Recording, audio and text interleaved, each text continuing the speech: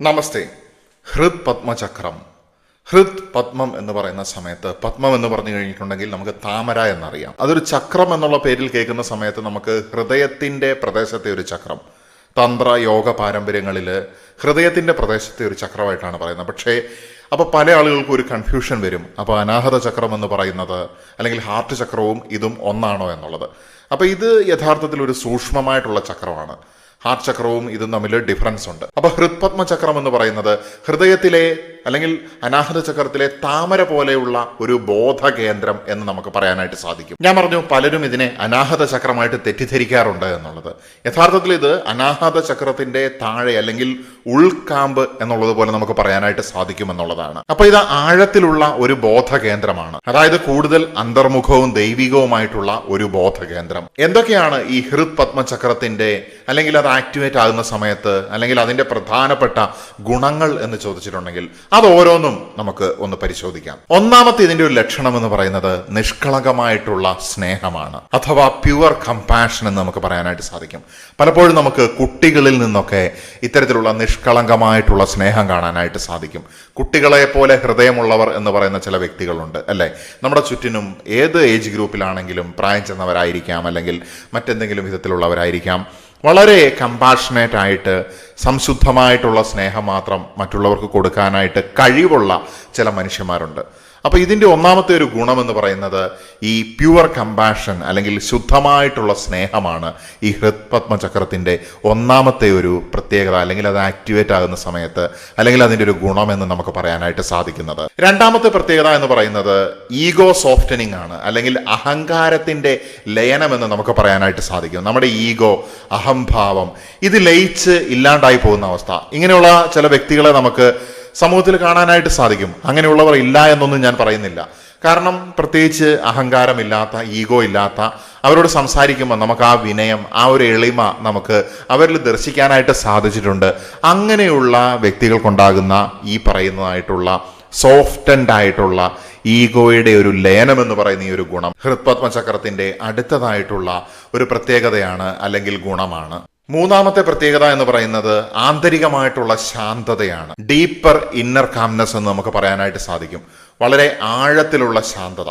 ചില അവസരങ്ങളിൽ നമുക്കിത് അനുഭവിക്കാനായിട്ട് സാധിച്ചിട്ടുണ്ടെങ്കിൽ പ്രത്യേകിച്ചും അവിടെ നമ്മുടെ ഈ പറയുന്ന സൂക്ഷ്മചക്രത്തിൻ്റെ ഒരു ആക്ടിവേഷൻ അല്ലെങ്കിൽ അതിൻ്റെ ഗുണം നമ്മൾ അനുഭവിക്കുകയാണ് എന്ന് നമുക്ക് വ്യാഖ്യാനിക്കാനായിട്ട് സാധിക്കും. ചില ആളുകളിൽ നമുക്ക് ഭക്തിയും സമർപ്പണവും കാണാനായിട്ട് സാധിക്കും.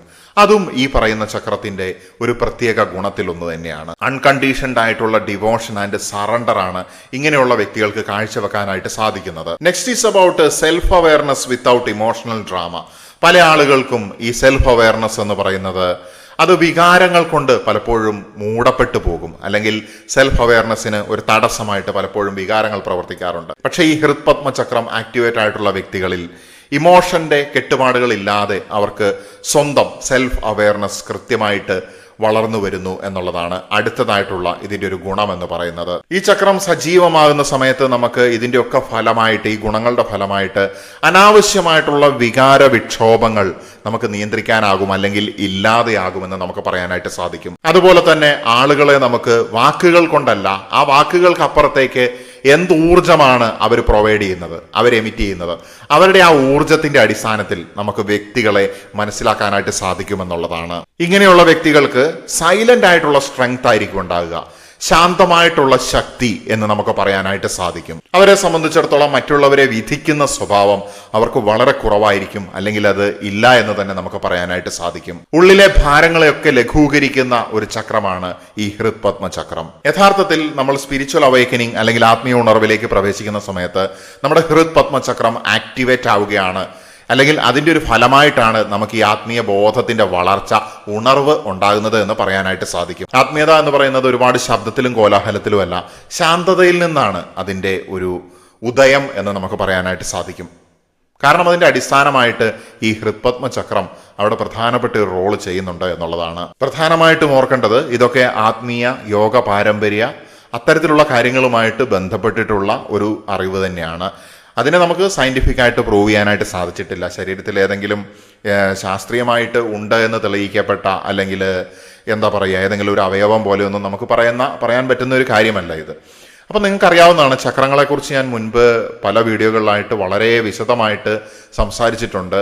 ഓരോ ചക്രവും അതിൻ്റെ ആക്ടിവേഷൻ, അതിൻ്റെ സയൻസ്, അതിൻ്റെ ഗുണങ്ങളൊക്കെ നമ്മൾ വിശദീകരിച്ചിട്ടുണ്ട്. അപ്പോൾ നമ്മൾ അതുപോലെ തന്നെ ഈ കോസ്മിക് എനർജി അല്ലെങ്കിൽ പ്രാണിക് എനർജി ഉപയോഗിച്ചുകൊണ്ട് എങ്ങനെയാണ് നമ്മൾ ധ്യാനത്തിലേക്ക് പ്രവേശിക്കുന്നത് എന്നൊക്കെയുള്ള വീഡിയോ ഒരുപാട് ആളുകൾ ദർശിച്ചിട്ടുള്ളത് എനിക്ക് മനസ്സിലാക്കാനായിട്ട് സാധിച്ചിട്ടുണ്ട്. ഒരുപാട് പേര് അവരുടെ അനുഭവങ്ങൾ അതിൽ പങ്കുവെക്കുകയും ചെയ്തിട്ടുണ്ട്. ഇപ്പം നമ്മളെ സംബന്ധിച്ചിടത്തോളം ഏതെങ്കിലും ഒരു ചക്രത്തിനെ നമ്മൾ എന്തെങ്കിലുമൊക്കെ ടെക്നിക്സ് ഉപയോഗിച്ചുകൊണ്ട് ഫോഴ്സ്ഫുള്ളായിട്ട് ആക്ടിവേറ്റ് ചെയ്യുക എന്നുള്ളതല്ല ഉദ്ദേശിക്കുന്നത്. നമ്മുടെ ജീവിതത്തിൽ മാറ്റം വരുത്തിക്കൊണ്ട്, അതായത് നമ്മുടെ ജീവിതത്തിലെ മാറ്റം എന്ന് പറയുന്നത് എന്താണ്, നമ്മുടെ യഥാർത്ഥ കർമ്മത്തിലേക്ക് നമുക്ക് അതിനെ കണ്ടെത്താനും അത് ചെയ്യാനായിട്ടും സാധിക്കുന്നുണ്ടോ, ആ രീതിയിൽ ഫോക്കസ് ചെയ്തുകൊണ്ട് നമ്മുടെ കർമ്മത്തിലൂടെ നമ്മൾ കോൺട്രിബ്യൂഷൻ കൊടുക്കുന്നതിനനുസരിച്ച് നമ്മുടെ ഓരോ ചക്രങ്ങളും എഴുതപ്പെട്ടിരിക്കുന്നത് പോലെ ആക്ടിവേറ്റായി നമ്മുടെ ഈ ജന്മത്തിൻ്റെ സഫലീകരണം നമുക്ക് സാധ്യമാകും. അങ്ങനെ ആകണം എന്നുള്ള വിശ്വാസത്തിലാണ് നമ്മൾ, അല്ലെങ്കിൽ അവബോധത്തിലാണ് നമ്മൾ മുന്നോട്ട് പോയിക്കൊണ്ടിരിക്കുന്നത്. അപ്പോൾ തീർച്ചയായിട്ടും നമുക്ക് നമ്മുടെ ചക്രങ്ങൾ, നമ്മുടെ എനർജി സിസ്റ്റത്തിനെ നമുക്ക് ബാലൻസ്ഡ് ആയിട്ട് നിർത്താൻ സാധിക്കട്ടെ. നമ്മുടെ കർമ്മത്തിലൂടെ നമ്മുടെ ശരീരത്തിൻ്റെ ആരോഗ്യം, മനസ്സിൻ്റെ ആരോഗ്യം, അതുപോലെ തന്നെ നമ്മുടെ ചുറ്റുമുള്ള എൻവയോൺമെൻറ്റ്, അതിൻ്റെ പ്രകൃതിയുടെ ആരോഗ്യം, സാമ്പത്തികമായിട്ടുള്ള നമ്മുടെ ആരോഗ്യം, മറ്റ് സൗകര്യങ്ങളുമായിട്ട് ബന്ധപ്പെട്ട നമ്മുടെ ആരോഗ്യം, അതാണ് നവയുഗത്തിൻ്റെ ആത്മീയത എന്ന് പറയുന്നത്.